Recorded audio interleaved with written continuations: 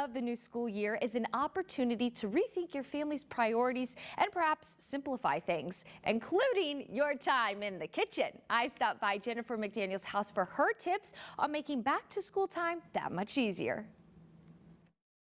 I'm Jennifer McDaniel and welcome to my kitchen.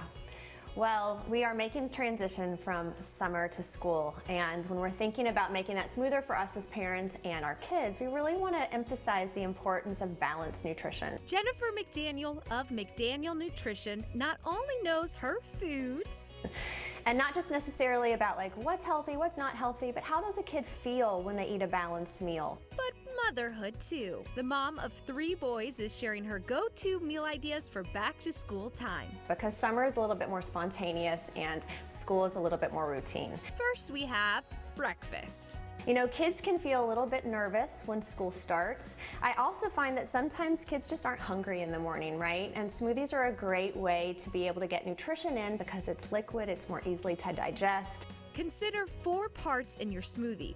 First, liquids like milk, plant-based milk, a produce, protein-rich foods such as yogurt, milk, nut butter, or for older kids, protein powder.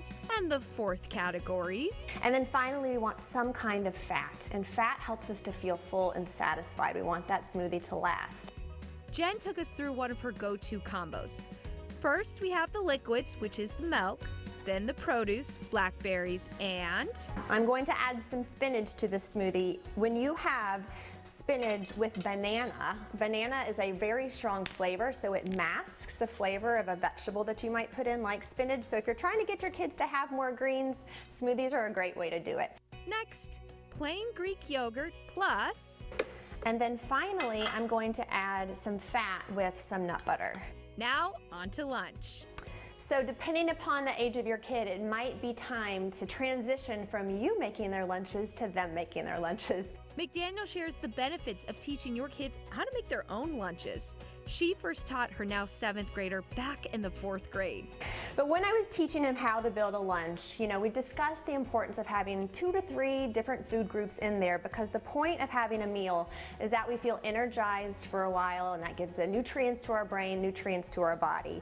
Teaching him to include 2 to 3 different food groups, McDaniel gives him the independence to fill his lunch as he chooses. This is the go-to. Cookies, of course, and then we have a fruit or a vegetable, and that does change. And finally, after a busy day, it is time for family dinner. When it comes to dinner, one of the things that I find that's so helpful for myself is just to take a few minutes on the weekend, the week before, and think about the week ahead.